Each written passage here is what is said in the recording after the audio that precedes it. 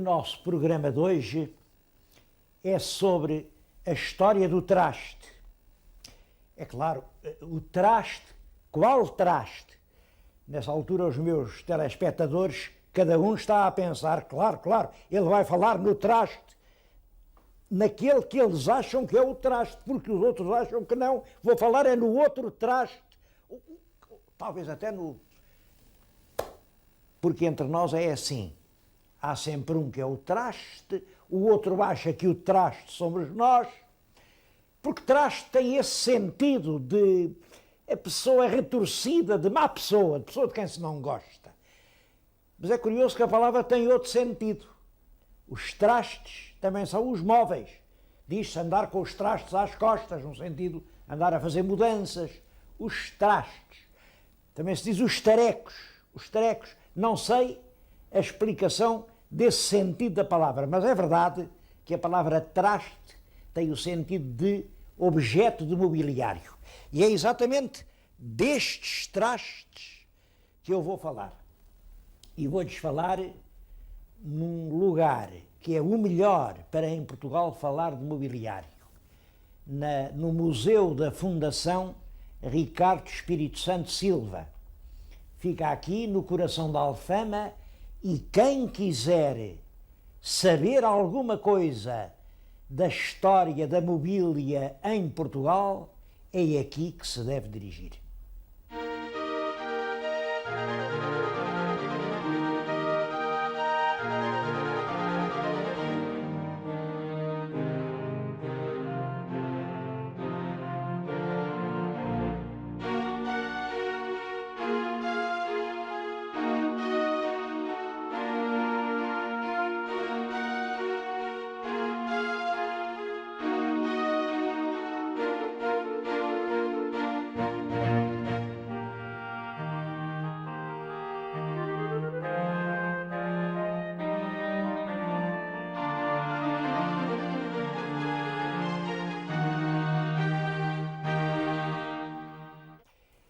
O móvel mais antigo que há aqui no Museu da Fundação é esta arca. É dos fins do século XVI. Bom, isto não significa que antes do século XVI não houvesse móveis. Em todo caso, é no século XVI que em Portugal aparece uma produção de móveis de grande nível artístico. E isso tem duas explicações que convergem. Primeiro é as matérias-primas, as madeiras.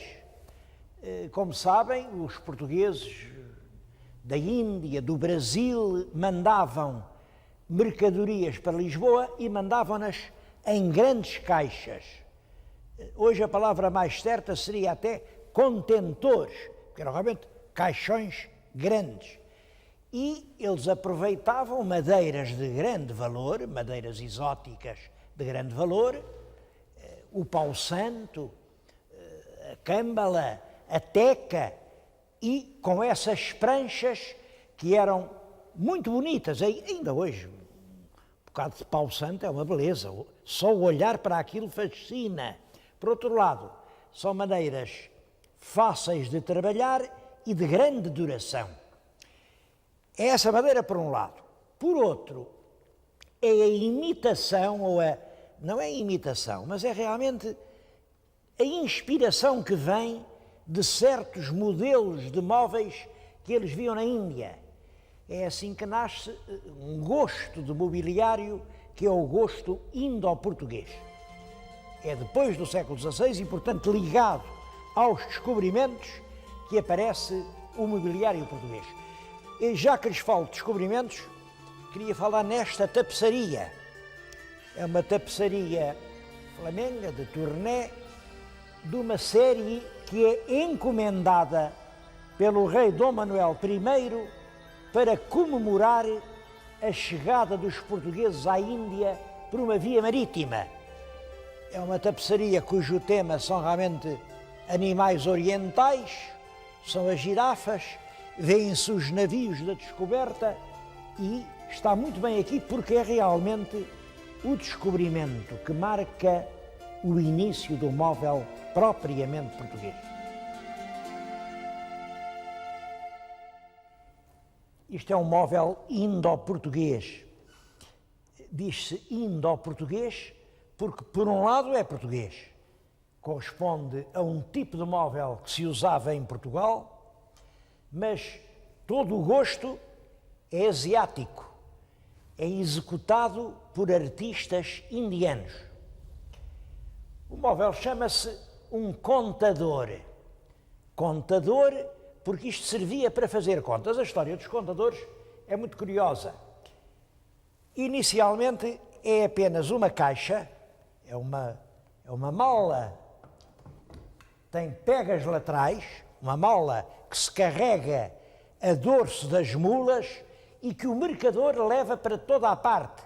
Leva de cidade em cidade, leva nas feiras. É aqui que ele tem as moedas dos vários países, tem os documentos, faz os câmbios e anda em cima da mula.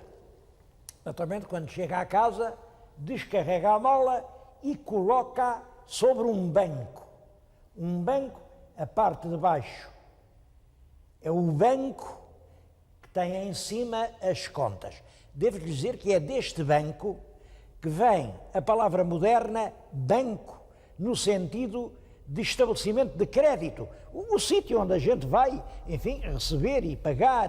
O banco vem daqui, do local onde o mercador colocava a arca dos seus negócios. Quanto à decoração, reparem até que ponto ela é minuciosa e perfeita. É marfim, são incrustações de marfim colocadas sobre madeiras exóticas, com uma ferragem também oriental, muito fina, e tudo isto produzia um efeito deslumbrante. As esculturas dos pés são divindades asiáticas, relativas a deusas nativas que guardavam os segredos e os tesouros da água. E tudo isto tem realmente uma beleza inconfundível. Um outro contador, este, é uma peça com muito encanto. Estes olhos que espreitam são os olhos do tigre de Bengala. Já não há tigres senão nos contadores, mas tem uma coisa muito curiosa. Nos puxadores vê-se ainda a cruz de Cristo. As épocas de melhor produção do mobiliário português são o século XVII e o século XVIII. Pertencem ao século XVIII, concretamente é do reinado de Dom João V, vemos aqui o Dom João V. Pertencem móveis como esta admirável escrivaninha, ou como esta cadeira, ou aquela cômoda, aquele oratório, ou essa mesa caprichosa. É uma mesa que tem 4 aplicações. Servia de mesa de jogo, servia de mesa de encostar, servia de tocador. 4 aplicações, uma mesa engenhosa. Os autores do mobiliário raramente os assinavam. Era um trabalho anónimo. A primeira peça assinada que existe neste museu é esta pequena mesa, que realmente é uma obra-prima.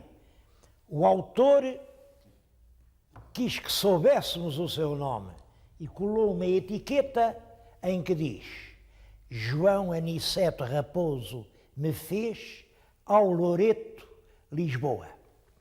É uma peça contemporânea das invasões francesas.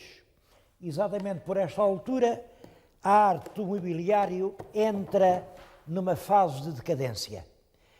As decadências na história nacional sentem-se diretamente, como num termómetro, na arte do móvel e do lar.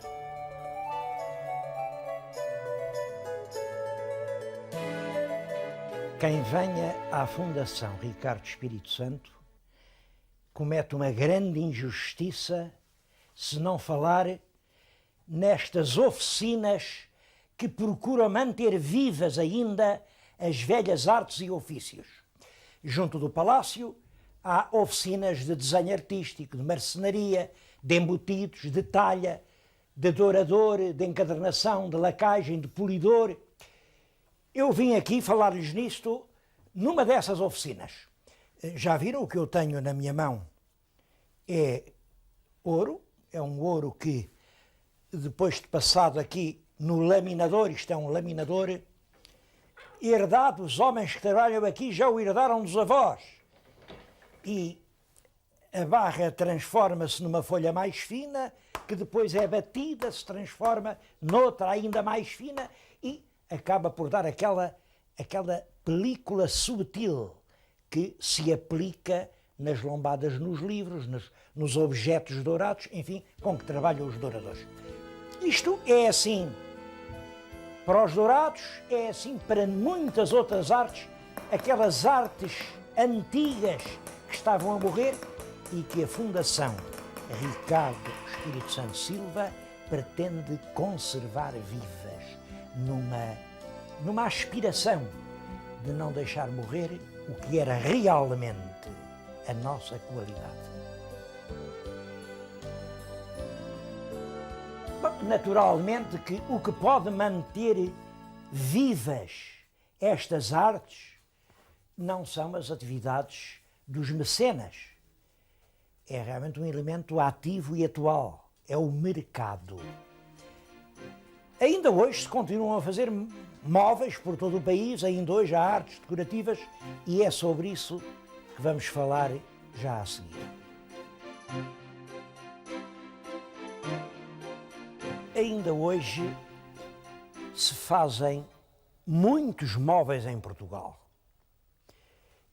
Pode-se falar numa indústria do móvel e até talvez se possa falar e se deva falar numa arte do móvel.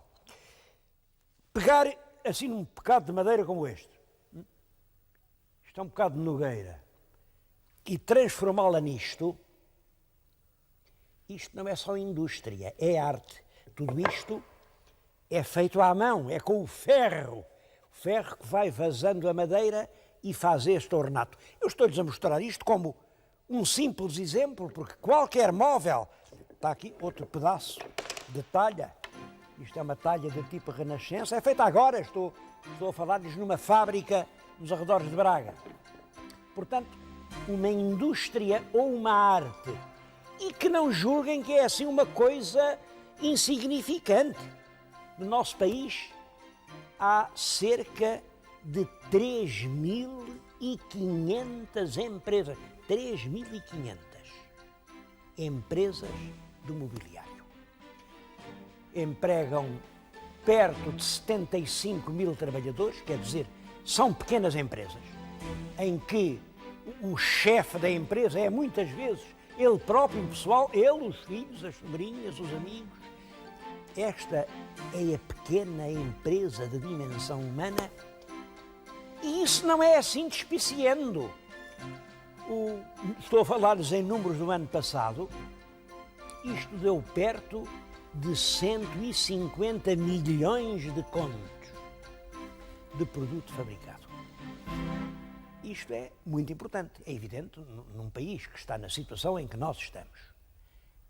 Ter uma indústria que ocupa 3.500 empresas, em que, portanto, há 3.500 patrões, e que dá 150 milhões de contos, isto é muito importante. E estou-lhes a falar nisto porque isto é muito importante, mas está ameaçado. Os fabricantes queixam-se de que eles fazem os móveis, mas os móveis não se vendem. O que se vende é um outro tipo de móvel, um móvel que vem de fora, importado, muito mais feio. Bom, agora vou-lhes contar uma história. Acho que já repararam que lhes estou aqui a falar junto de uma lindíssima cama de embutidos. É uma cópia das camas da época da Rainha Dona Maria, e ela está aqui porque uma família aqui do Minho tinha uma mobília deste gosto. Achou que não queria, estava farta, queria antes uma coisa com mais dourados, com mais brilhantes, com mais coisas, e comprou uma mobília nova, mas com uma condição. Vocês têm que lá ficar com esta que é velha. Bom, a empresa realmente vendeu-lhe a mobília e não teve coragem para mandar partir esta, e fez bem, porque esta é que é boa, a outra é que é má. E porquê é que eu conto isto? É porque esta situação não é pontual. Há milhares de pessoas que estão a fazer isto, trocar o melhor pelo pior. O melhor pelo pior porquê? É porque lhes não ensinaram a conhecer o melhor.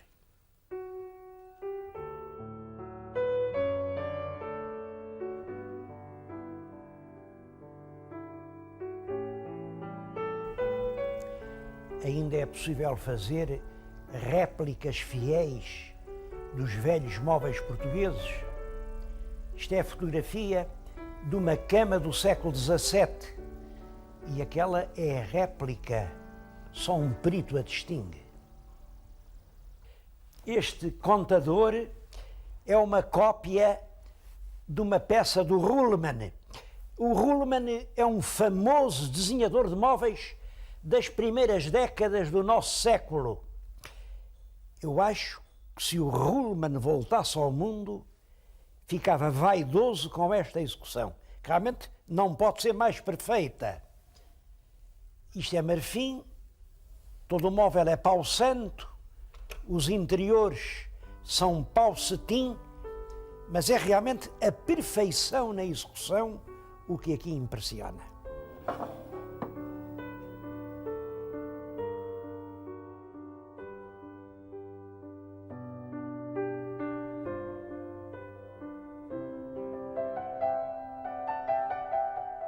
Naturalmente que este tipo de trabalho, que é inteiramente manual, é feito peça a peça.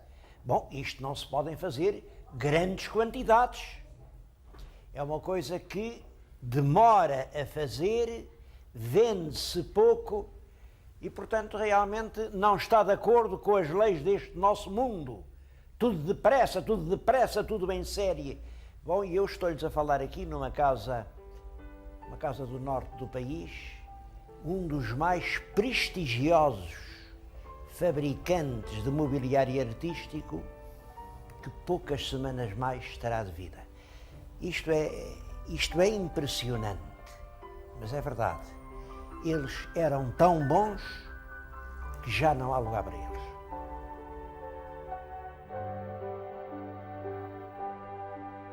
Ainda hoje é importante em Portugal a fabricação de móveis.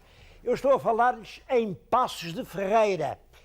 E aqui em Paços de Ferreira há um certo orgulho local. Dizem Paços de Ferreira, capital do móvel. É verdade até um certo ponto, mas é claro que não é só em Paços de Ferreira. Em Gondomar há fabricantes de móveis muito bons. Na Beira Alta há bons fabricantes. Continuam a fazer-se bons móveis em Portugal. Eu tenho aqui, justamente junto de mim, uma bela escrivaninha. É inteiramente obra da indústria portuguesa e tem um acabamento inexcedível. Bom, mas é claro, há sempre surpresas. Tenho outras coisas perto de mim. Eu peço-lhes que reparem nesta cama. Eu tenho aqui realmente o leito. Eu até pedi para deixarem, estavam aqui estes bonecos, podem parecer muito kits, mas eu pedi para ficarem porque eles dão ideia disto tudo. A cama tem aqui umas amarras inexoráveis. Acho que isto é uma cama para noivos, isto é que quer dizer o sagrado nó.